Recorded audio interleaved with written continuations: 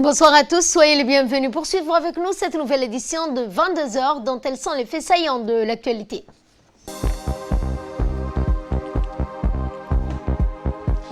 Lancement de la Semaine nationale de l'enfant, des membres ont sillonné la ville de Djibouti. Et concernant le débat difficile européen sur la migration et l'asile, c'est ce que nous verrons en fin de journée. Bonsoir à tous et nous allons à Tadjoura en ce début de journal où le ministre de l'Éducation nationale de la formation professionnelle, Moustapha Mohamed Mahmoud, a procédé à l'inauguration d'une nouvelle filière Cap-Menuiserie du LIC de Tadjoura. Le préfet et le président de la région, les parlementaires ainsi que les élus de la région, les représentants des parents d'élèves ont pris part à cette cérémonie. Ce sont des dizaines de jeunes, dont des jeunes filles, qui ont choisi de suivre cette année la formation en menuiserie. Cette formation s'intègre complètement dans l'ensemble des autres filières dispensées par le LIC de Tadjoura. Et ce, conformément à la stratégie de développement de l'enseignement technique de la formation professionnelle. Le ministre et les officiels ont visité l'atelier de formation et ont suivi la présentation de différentes machines, les exposés du formateur ainsi que les séances de démonstration effectuées par les apprenants. Enfin, le ministre a exhorté les élèves de tirer le meilleur profit de cette formation. Dans la foulée, le ministre et sa délégation ont planté des arbres au sein de cet établissement de Tadjoura.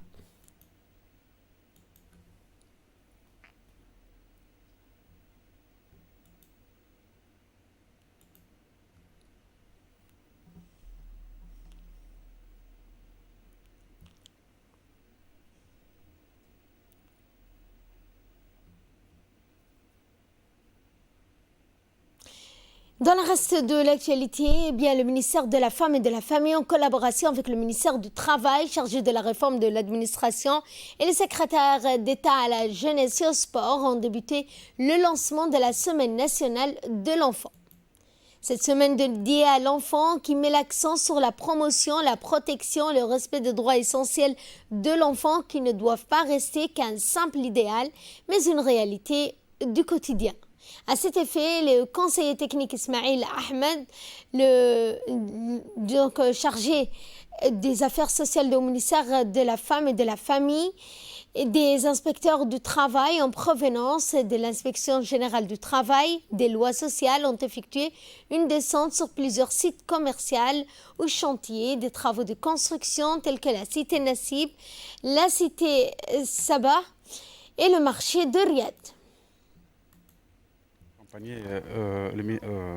Les assistants sociaux du ministère de la Femme pour pouvoir lutter contre le travail des enfants.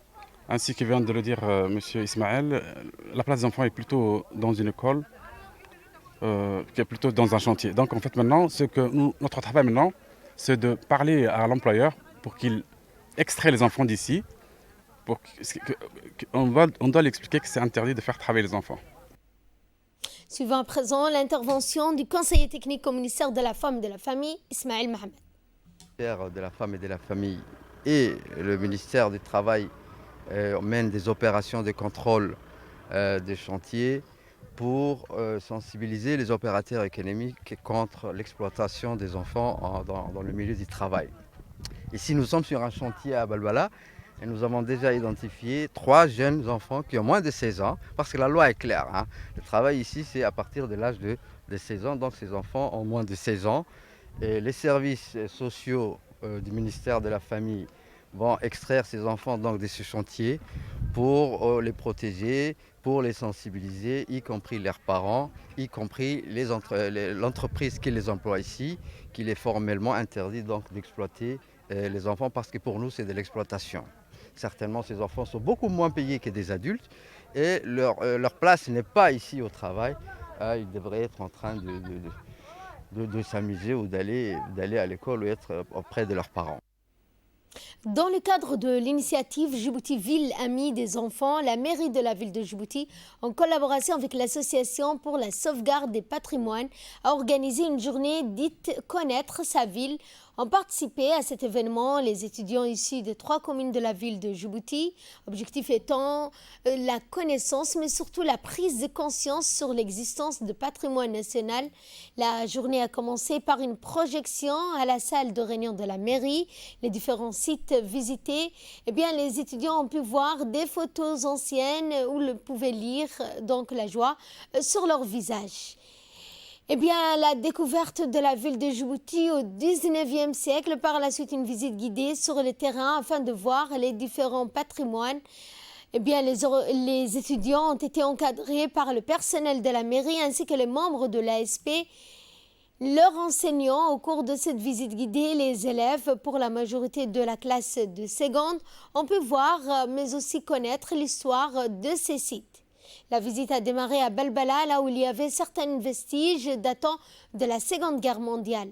Les étudiants ont pu donc voir les bunkers construits pour protéger la ville de Djibouti de l'invasion italienne.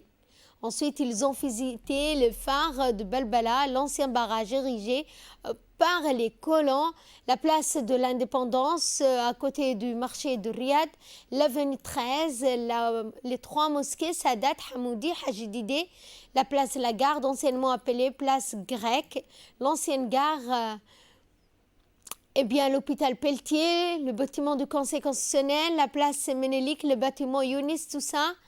En tout, 17 sites ont été visités. 3 ans avec le partenariat de l'UNICEF. À cette occasion, la mairie a organisé aujourd'hui une journée Connaître sa ville en collaboration avec l'association ASP. Et à cette occasion, nous avons invité des lycéens de la commune de Balbala et de Mulhouse pour connaître leur ville. Et à la suite de cette organisation, nous avons visité 17 points depuis Balbala jusqu'au centre-ville. Les enfants ont connu réellement beaucoup de patrimoine culturel et matériel. Les explications ont été offertes par M. Mohamed Adan et son collègue. Donc cette journée a vraiment été bénéfique à ces lycéens qui ne savaient pas ça auparavant. Donc la mairie compte réaliser d'autres organisations de ce type prochainement pour les autres régions et faire profiter aussi cette connaissance du patrimoine aux gens du patrimoine de la ville de Djibouti, bien sûr, aux gens de la région. Merci. Et cette réunion d'information de concertation sur la situation de remboursement des crédits de la Caisse d'épargne et de crédit de Djibouti a eu lieu ce jeudi à la CEPEC. Co-dirigée par les hauts responsables de la CEPEC et de l'ADDS, la réunion a vu la participation des femmes, des chefs de centre majoritairement des femmes leaders de quartier qui collaborent avec la Caisse populaire d'épargne de crédit pour faciliter ainsi les crédits à destination des familles les plus démunies et de développer des activités génératrices de revenus. Ces femmes ont déjà une expérience en matière de gestion de microcrédits. Les défis rencontrés au cours des années précédentes sur la situation de remboursement des crédits ont été longuement débattus lors de cette rencontre. Autre actualité de ce 22h, dans le cadre de la lutte contre la pandémie du Covid-19, la branche régionale du Croissant Rouge de Dikil a procédé au lancement d'une campagne de sensibilisation contre la propagation du coronavirus. À cet effet, à l'instar des autres régions de l'intérieur, une opération de sensibilisation pour lutter contre le Covid se déroulera pendant 2 mois consécutifs dans la région. Les activités de mise en œuvre sont la mise en place d'un dispositif de lavage des mains à tous les endroits, c'est-à-dire donc les marchés, les parcs à bétail, les quartiers TP, sensibilisation sur les mesures barrières, mise en place de dispositifs de pulvérisation des camions éthiopiens à l'entrée et à la sortie de la ville de Dikil. Aujourd'hui, au lancement officiel sur la campagne de sensibilisation sur le Covid, contre le Covid. Les genres des activités que nous menons sont faire les sensibilisations sur le lavage des mains, les gestes barrières et l'obligation du port de masque. À ces propos ont été mobilisés une vingtaine de nos jeunes volontaires pour mobiliser et faire des sensibilisations dans les différents quartiers de la ville ainsi qu'au marché de la ville. Je salue ici la région de l'Unité afin qu'ils accueillent avec bras ouverts nos jeunes volontaires. Merci. Restons toujours à Dikil, où le nouveau directeur général de la BCI Mer-Rouge, Régis Bariak, accompagné de ses proches collaborateurs ainsi que de M. Hussein Mahmoud Roblé, dit Hussein Kamash, se sont rendus ce dimanche dans le cadre d'une visite de proximité des services bancaires qui seront donc installés pour la clientèle de la BCI Mer-Rouge ainsi que la volonté de participer au financement de projets de développement de la région. La délégation s'est ensuite rendue dans la ferme agropastorale de Jama' Guédi ainsi que l'usine de production d'eau minérale de la Palmeraie appartenant à la société Ocar Investment et réalisée par le financement de la banque BCI Mer-Rouge. Eh bien, la délégation s'est rendue sur le site qui va accueillir le futur hôtel 3 étoiles qui sera construit par la société Kamash Group et dont les travaux débuteront prochainement.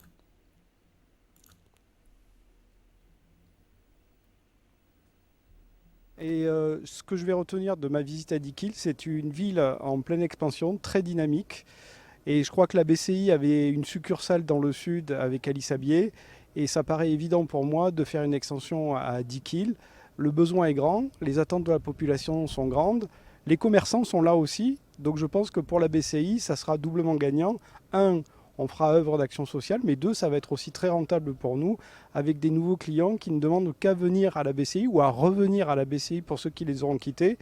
Et voilà, la BCI est une banque très bien implantée à Djibouti, mais on complète notre maillage dans les régions pour accompagner la décentralisation et les projets en région. Et ça, on va le faire dès la fin de l'année et dès l'année prochaine avec grand plaisir. Santé cette fois, une équipe médicale du CMH de Bok a effectué une sortie ce mardi dans la localité de Dadaito. Eh bien, cette sortie faisait suite à un message radio émis par le poste frontalier de Dadaito par le régiment interarmé de Tadjoura. En effet, du fait du changement de saison, plusieurs cas de fièvre et de syndrome grippal ont été signalés dans cette localité se trouvant dans la sous-préfecture de Daili Dada. Aussitôt alerté, le préfet M. Abdelmalik Mohamed Benoïta s'est concerté avec le médecin-chef pour l'envoi d'une équipe médicale en urgence. Dans les heures qui suivent, le médecin Dr Dimbio a dépêché une équipe qui a prodigué des soins pour plus de 300 personnes. Le major du CMH, le nutritionniste, une sage-femme, et ainsi faisait partie de l'équipe qui a sillonné la localité frontalière, où les gens n'ont pas toujours accès aux soins.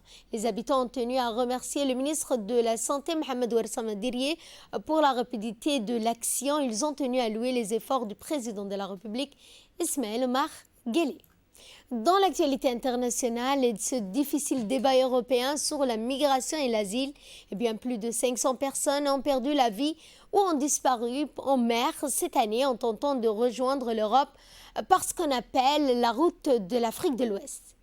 Ce lourd bilan a fortement animé les débats organisés au Parlement européen sur la proposition de nouvelles politiques européennes d'asile et de migration. La Commission européenne doit présenter la semaine prochaine son plan pour l'intégration et l'inclusion. La présidente de l'institution souligne qu'il faut trouver le juste équilibre entre l'intégration et le retour vers le pays d'origine.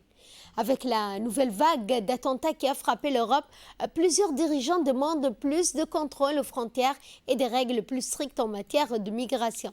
Mais cette solution pourrait se révéler inadéquate.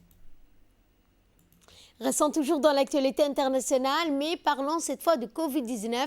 Les Européens se protègent. Le vaccin Pfizer BioNTech vendu dès le mois prochain aux États-Unis.